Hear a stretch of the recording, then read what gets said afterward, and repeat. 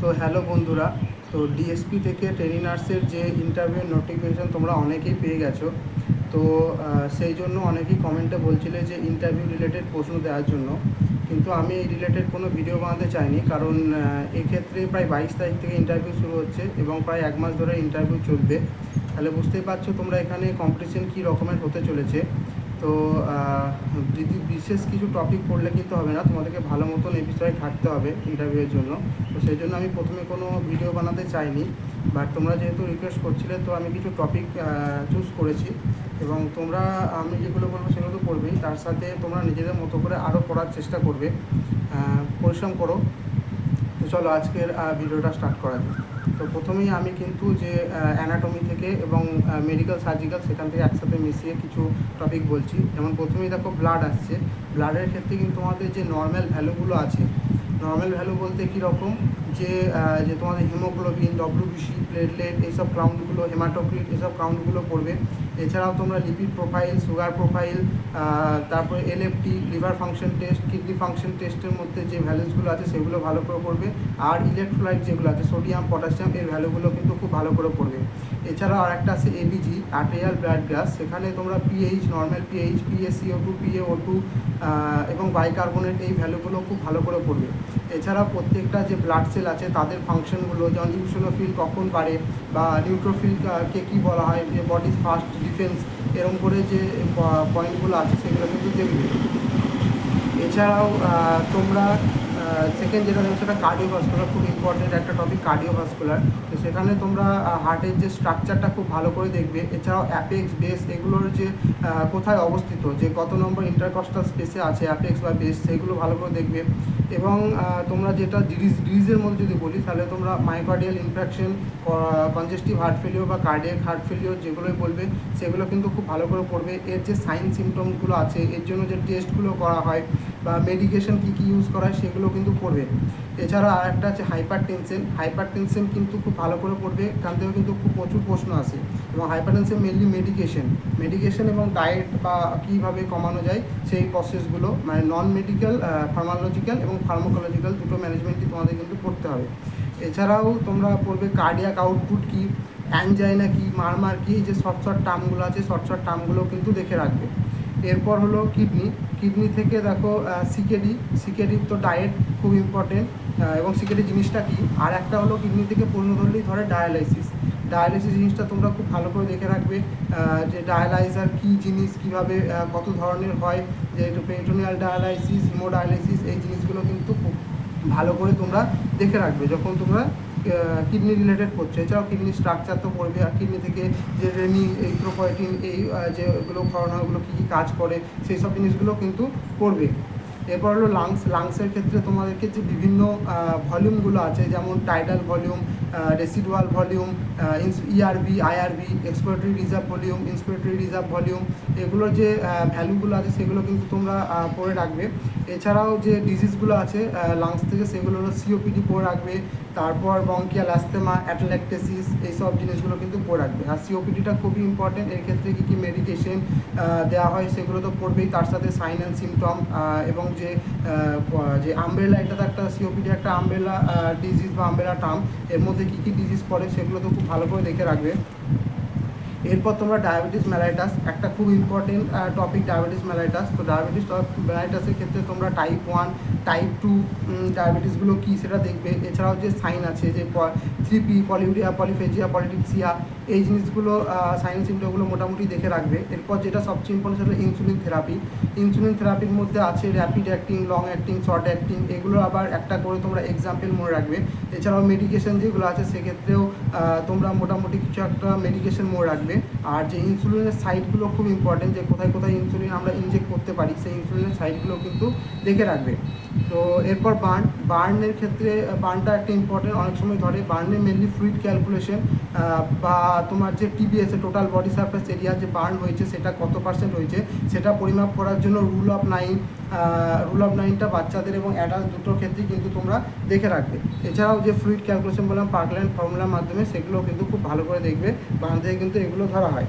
এছাড়া তোমাকে diarrhoea, normal ডায়রিয়াতে তুমি কীভাবে ম্যানেজমেন্ট করবে, কী ফ্লুইড দেবে, এবং তুমি ডায়রিয়াতে যে ডিহাইড্রেশন লেভেলটা কীভাবে অ্যাসেস করবে, এই ব্যাপারগুলো কিন্তু তোমাদেরকে দেখে রাখতে হবে। তো প্রথমে অনেক সময় ধরে নেওয়া হয়, তোমার দেখো আর একটা কথা বলি যে প্রথমে হয়তো তুমি ইন্টারভিউ দিচ্ছ, তোমাকে ধরে নেওয়া হয় তুমি কোন ওয়ার্ডে সবচেয়ে বেশি কাজ করছো বা তোমার পছন্দের ওয়ার্ড কোনটি। তো তোমরা যেটাই বলবে সেটা কিন্তু আমি ভেবে বলবে, কারণ তুমি যে ওয়ার্ডটা বলবে সেখান থেকে কিন্তু প্রশ্ন ধরার অনেকটা সম্ভাবনা থাকে। তো তুমি যদি মেডিসিন ওয়ার্ড বা সার্জিক্যাল ওয়ার্ড বলো, তাহলে কিন্তু তুমি আগে থেকে ওই রিলেটেড তুমি যেসব পেশেন্টগুলো পেয়েছো সেগুলো কিন্তু একটু স্টাডি করেছো, কারণ সেখান থেকে প্রশ্ন ধরার চান্সটা কিন্তু খুবই হাই থাকে। তো এগুলো মনে করো গেল। এরপর আসি ফান্ডামেন্টাল অফ নার্সিংয়ের ক্ষেত্রে। তো ফান্ডামেন্টাল অফ নার্সিংয়ের ক্ষেত্রে তোমাকে ভাইটাল সায়েন্সটা খুব ভালো করে পড়তে হবে, যে তোমার টেম্পারেচার, পালস, রেসপিরেশন এবং ব্লাড প্রেশার। টেম্পারেচারের ক্ষেত্রে তুমি নর্মাল টেম্পারেচার পড়লে, ওরাল, অ্যাক্সিলারি, রেকটাল তিনটেই পড়লে, এবং তারপরে তোমাকে যে আছে যে পাইরেক্সিয়া হলে তার ম্যানেজমেন্ট কী বা পাইরেক্সিয়া কখন বলে, এই জিনিসগুলো কিন্তু একটু দেখে রাখবে। এরপর আছি পালসের ক্ষেত্রে তোমরা টাইপস অফ পালস, কত ধরনের পালস হয়, যে পালসের সাইডগুলো কী কী, এগুলো কিন্তু দেখে রাখবে। এবার পালসের ক্ষেত্রে যে নর্মাল ভ্যালুগুলো আছে সেগুলো কিন্তু দেখবে। এছাড়াও যে ব্যাডিকার্ডিয়া, ট্যাকিকার্ডিয়া, এই জিনিসগুলো কি সেগুলো কিন্তু তোমাকে দেখে রাখতে হবে। আর পালসের যে 9টা সাইড আছে সেটা কিন্তু দেখবে। এরপর আসি রেসপিরেশনে, আর পালসের অ্যাবনর্মালিটিসগুলো দেখে রাখবে। এরপর আসি রেসপিরেশনের ক্ষেত্রে তোমাদের যে নর্মাল রেসপিরেশন রেট কত এবং বিভিন্ন ধরনের অসকালটেশন সাউন্ডগুলো কী কী সেগুলো কিন্তু একটু দেখতে হবে। আর যে ট্যাকিপনিয়া, ব্যাডিপনিয়া জিনিসগুলো কিন্তু দেখে রাখবে কখন বলা হয়। এরপর আছে বিপির ক্ষেত্রে হাইপার টেনশন আগেই বলেছি, নর্মাল বিপি দেখবে, হাইপোটেনশন আর হাইপার টেনশন মেডিকেশনগুলো দেখে রাখবে। আর অক্সিজেন অ্যাডমিনিস্ট্রেশনের ক্ষেত্রে তোমাকে যে ফেস মাস্ক বা নাসাল ক্যাথেটার বা ক্যানুলার মাধ্যমে কত লিটার পার মিনিট অক্সিজেন যায় সেই জিনিসগুলো তোমাদেরকে দেখতে হবে। আর এছাড়া এর সঙ্গে দেখবে ভেন্টিলেশন দেখবে, ভেন্টিলেশনের ক্ষেত্রে বাইপ্যাক এবং সিপ্যাক জিনিসগুলো দেখে রাখবে, এবং ভেন্টিলেটরি যে বিভিন্ন মোডসগুলো আছে সেই মোডসগুলো কিন্তু তোমাদেরকে দেখে রাখতে হবে। আর এরপরে আছে 10 রাইটসগুলো কিন্তু তোমাদেরকে দেখতে হবে, যে যখন তুমি কোনো পেশেন্টের কেয়ার যখন 10 রাইটস কী কী মেনটেন করতে হবে। এছাড়াও হ্যান্ড হাইজিনগুলো দেখে রাখবে। আর বিভিন্ন ধরনের যে অ্যাব্রিভিয়েশনগুলো আছে, মেডিকেল অ্যাব্রিভিয়েশন, যে এসি, পিসি, তারপর হলো ওডি, টিডিএস, বিডি, এইচএন, ওএম, এই জিনিসগুলো কি, এসওএস, এই জিনিসগুলো কি, এগুলো কিন্তু দেখে রাখবে। আর ড্রপ ক্যালকুলেশন দেখবে। আর জিসিএস আর পেন স্কেল দেখে রাখবে, গ্লাসকো স্কেল আর পেন স্কেল, এইগুলো থেকেও প্রশ্ন ধরতে পারে, এগুলো দেখে রাখবে। এবার আসি যে বিভিন্ন ধরনের ফ্লুইডগুলো আছে, আইসোটোনিক, হাইপোটোনিক, হাইপারটোনিক, এইসব ফ্লুইডগুলো কিন্তু তোমাদেরকে দেখে রাখতে হবে, এই এক্সাম্পলসগুলো কিন্তু মাথায় রাখবে। আর এরপর আসি যে বেডসোর প্রিভেনশন তোমাদের ধরতেই পারে, বা ডায়াবেটিক ফুড হলে তুমি কী করবে সেক্ষেত্রে, বা যে লং টার্ম পেশেন্ট শুয়ে আছে তো সেক্ষেত্রে যে বেডসোরের প্রিভেনশনের জন্য তুমি কী কী ম্যানেজমেন্ট নেবে সেগুলো কিন্তু তোমাকে জিজ্ঞেস করতে পারে। এরপর আসি প্রসিডিওর রিলেটেড। তো প্রসিডিওর রিলেটেড হলো তোমাকে যে blood transfusion, catheter, NG tube, ET tube, আইভির ক্ষেত্রে ক্যানুলার সাইজ এবং ফ্লো রেট, এই জিনিসগুলো দেখতে হবে। এবং ক্যানুলার ক্ষেত্রে যে প্রসিডিওরটা আছে সেটাও দেখবে। আইএমের ক্ষেত্রে আইএমের সাইজ দেখবে, প্রসিডিওর দেখবে। এবং ব্লাড ট্রান্সফিউশন কখন বিপি মাপবে, কতবার বিপি মাপবে, এই জিনিসগুলো, বা যদি রিয়াকশন হয়, অ্যাডভার্স রিয়াকশন, তাহলে কি মেজার্স নেবে, এগুলো কিন্তু দেখে রাখতে হবে। এরপর ক্যাথেটারের কত সাইজ লাগে, মেলদের ক্ষেত্রে, ফিমেলদের ক্ষেত্রে সাইজ কী, এগুলো কিন্তু দেখে রাখতে হবে। এনজি টিউব এটা ভালো করে দেখবে কখন করা হয়, ইটি টিউব কখন করা হয়, এগুলো কিন্তু দেখে রাখবে। আর এরপর যেগুলো বলবো সেগুলো হচ্ছে ইনফেকশন কন্ট্রোল দেখে রাখবে। ইনফেকশন কন্ট্রোল থেকে কিন্তু অনেক প্রশ্ন আসে, তো ইনফেকশন কন্ট্রোল থেকেও কিন্তু দেখে রাখবে যে হসপিটালে ইনফেকশন কন্ট্রোল কীভাবে করবে সেই জিনিসগুলো, সেক্ষেত্রে হ্যান্ড ওয়াশিং, পিপি, এই জিনিসগুলো কিন্তু দেখতে হবে। এছাড়াও স্টেরিলাইজেশন, ডিসইনফেকশন, এগুলো হালকা করে দেখে রাখবে। আর তারপরে আসি যে বিএমডব্লিউ, বায়োলজিক্যাল ওয়েস্ট ম্যানেজমেন্ট, কিন্তু তোমাদেরকে দেখতে হবে যে আমাদের বিভিন্ন ধরনের যে বায়োলজিক্যাল মেডিকেল ওয়েস্ট হসপিটালে ব্যবহার করা হয় সেই রিলেটেড তোমাদের কিন্তু প্রশ্ন ধরতে পারে, যে কোন ধরনের ওয়েস্টগুলো কোথায় ফেলবে, কোন কালারের বাক্সে ফেলবে, সেগুলো কিন্তু জিজ্ঞেস করতে পারে। এরপর হলো যে আর যেগুলো বলবো যে তোমাকে কিন্তু কোনো একটা সিচুয়েশন বেশ প্রশ্ন ধরতে পারে, কোনো একটা সিচুয়েশন তুলে দেওয়া হলো এবং সেই রিলেটেড তোমাকে প্রশ্ন করা হতে পারে, যেগুলো কিন্তু তোমাদেরকে তখন ভেবে চিন্তে উত্তর দিতে হবে।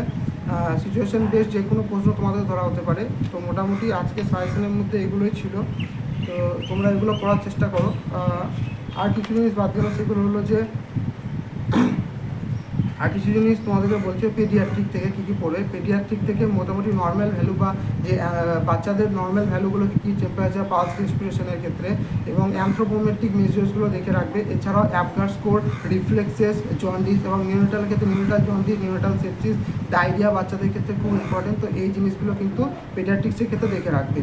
তো যদি আমার হয়তো অনেক টপিক বাদ গেছে, সেগুলো তোমরা একটু ম্যানেজ করে নিও। তো আর তোমাদের ভিডিওটা যদি ইম্পর্টেন্ট মনে হয়েছে বা খালি হেল্পফুল মনে হয়েছে, তো চ্যানেলটা সাবস্ক্রাইব করে ভিডিওটা লাইক করে দিই। Thank you.